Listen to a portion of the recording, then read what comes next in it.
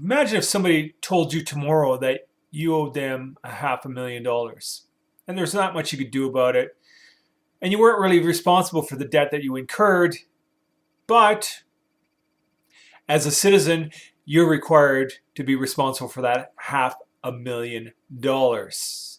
I'm John Spade. This is the egg for November the 22nd, 2010. It's a really emphatically, I can't say it enough, cold day today in the city of Calgary. We're in a bit of a deep freeze and nobody wants to go outside. It sort of really takes all the oomph out of you. Um, Anybody that's stuck in a cold climate knows what I'm talking about. And for those of you who don't have to deal with the rigors of a very cold winter, I got nothing. Anyways, Ireland is in the shitter, man. They're having some serious issues. Not much they can do about it right now because their government's kind of going, well, we might have made some mistakes along the way. It wasn't so much their government, it was their banks. There's a recurring theme worldwide. The banks, again, made some rather crude loans that couldn't be guaranteed. And it was all done on speculation that property values were going to hold at what they were. Well, they didn't. Property values dropped, the value of the loans tanked, and now every citizen in Ireland is on the hook for $500,000. That's where their debt is. They are looking at a bailout of sorts, a loan from the monetary fund, the international, I should say, and we've seen this before. I'm curious how it's going to play out. I think about the World Bank when they bailed out Coquimba and took their water rights. I'm wondering, what's Ireland got to put up? They're going to take their potatoes? So basically, you won't be allowed to grow potatoes in your backyard anymore because the bank's going to own it. Yeah, it's silly and ridiculous, but guess what? And I told you I'd be talking about this today. Our governments, especially in democracies today, man, we're getting the wool pulled over our eyes. There's no doubt in my mind anymore. We are in the shit. They say what's happening in Ireland right now could be a precursor to what's going on in the United States, where the U.S. just keeps trying to print money to bail their way out of this fiasco that they're in. I don't have a dollar figure what it is right now for every citizen in the USA.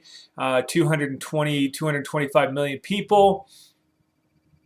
There are a few $1 trillion in debt. Get your calculators out. I'd like to know what that's worth. In Alberta, we were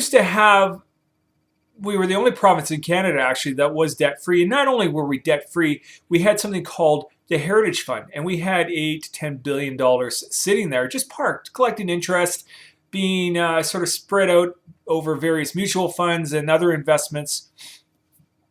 Today, we're $5 billion in the hole. Our government was good enough to let us know.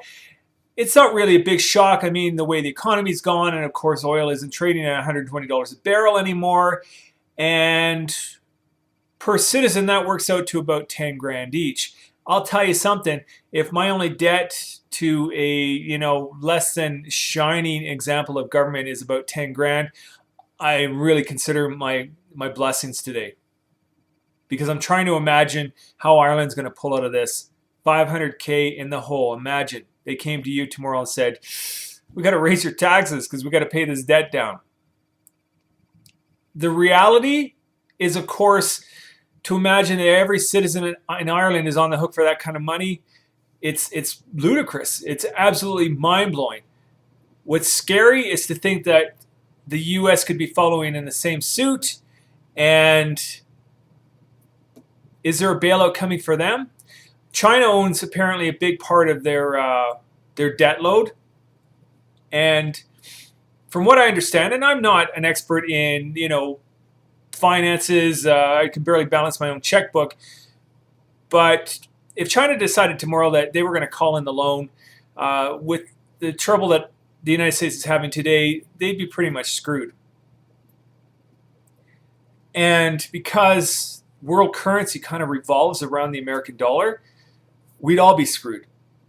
And it goes to the point when I'm talking about governments in a democracy and how it's working today and how it boggles the mind that we have individuals who are making decisions that could critically affect the world economy and you and I personally tomorrow, and we haven't had much say in the whole process. One of the things that got me thinking about this today, and I made the joke about Ireland. What do they have? Potatoes. They won't be able to grow them in their own backyard. Well, you know what? Governments around the world right now are all trying to pass a bill that would basically kind of make it illegal to grow, gardens, to produce your own food. We deal with a bureaucracy here in the city of Calgary where the powers that be don't want you having chickens in your backyard. They think it might, and there's a few people that bitch about it. Oh, I don't want to hear chickens. I'm okay with that dog barking incessantly down the street, but chickens, man, what are we, fucking hillbillies? It's a bigger issue because what we are dealing with today, and a lot of people I don't think are aware of this, is it comes down to lobbying. It comes down to the way democracy has been set up and how it's kind of evolved over the last 60 years. And powerful, I can't stress enough, powerful corporations worldwide now control our governments. And if you think that this is just conjecture on my part and it is a mired in a kind of reality, I'm here to tell you right now, democracy is a sham. You think we live in a democracy because we have basic freedoms? Well, those freedoms right now are precarious at best. They're hanging on a thread because it's all based on what's going to happen with the economy in the next year. Watch the Americans. They keep printing money that they don't have. It's not a fucking monopoly game. And I'm telling you, these guys don't know what they're doing anymore. They have lost control. The major corporations that are pulling all the strings behind in the background, they're getting fatter and richer, and they could give a shit because in the end of the day, the people that really control and own the wealth are going to keep controlling and owning the wealth because they own stuff that it's the intangibles that you and I can't afford to purchase, which of course is precious metals. I don't know about you. I don't have $900 to buy an ounce of gold. If I did, I probably wouldn't be smart enough to put my money in gold because I'm not that kind of person that takes risks. Are you? Our government is, a kind of group that does take risks. We're kind of lucky in Canada because I think we've shown some restraint and overall our economy is not in bad shape and we per capita, per person, don't owe as much money as a lot of other countries do.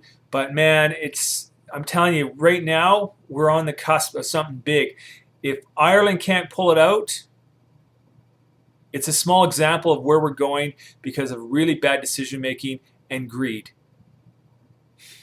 At what point do we take back our governments? Pay attention, man, because I'm telling you, the Irish people are not happy. They've already started to basically get out and protest. It's only a matter of time. The armies are going to get involved. We don't have to go too far to think about the radical nature of the Irish people. When they've had, been warring forever, Catholic versus Protestant. Well, I'm telling you, they've got something to fight for now, and that is their future. And it could affect us worldwide. There could be a ripple effect, and I'm not trying to go, oh my God, the sky is falling, and put out all this gloom and doom. We just have to be, realistic that things are broken, they're not being fixed, and the Americans don't have the solution. Who has the solution? I don't know. What do we do? Just sit back and wait? Unfortunately, that is the reality. Keep watching your hockey game, have a beer, enjoy life. On a little lighter note, this is for all my friends and people that watch me here that live in Calgary. I haven't really gone, Don Spade is supposed to encompass a whole bunch of stuff, and it has become more political, and occasionally I have some fun with it. But I think it's important that I also stay true to, the other side of it. And it is the lighter side. I'm a DJ by trade. Been retired. Coming out of retirement, I'm going to start playing again in January. Some doors have started opening, and it's my passion, and I'm kind of excited about it. So I want to share that with you. If you live in the Calgary area, January, mid-January, the 15th to be exact. I'm starting a new residency at a place called Rush, and I'm going to have live musicians, and I'm going to be playing sort of my eclectic blend of house music and funk. And there's my plug on my own little egg. So for those of you who don't live in Calgary and don't really give a shit, my apologies. I only took up a small segment to get that out. Thanks for tuning in to the egg. My next egg, I really want to touch on what's going on with our governments right now and how they're trying to control two things. You being able to produce your own food and homeopathic care, because they don't want you being able to look after yourself either. Those are my thoughts. This is the egg. Thanks for tuning in. Bye-bye.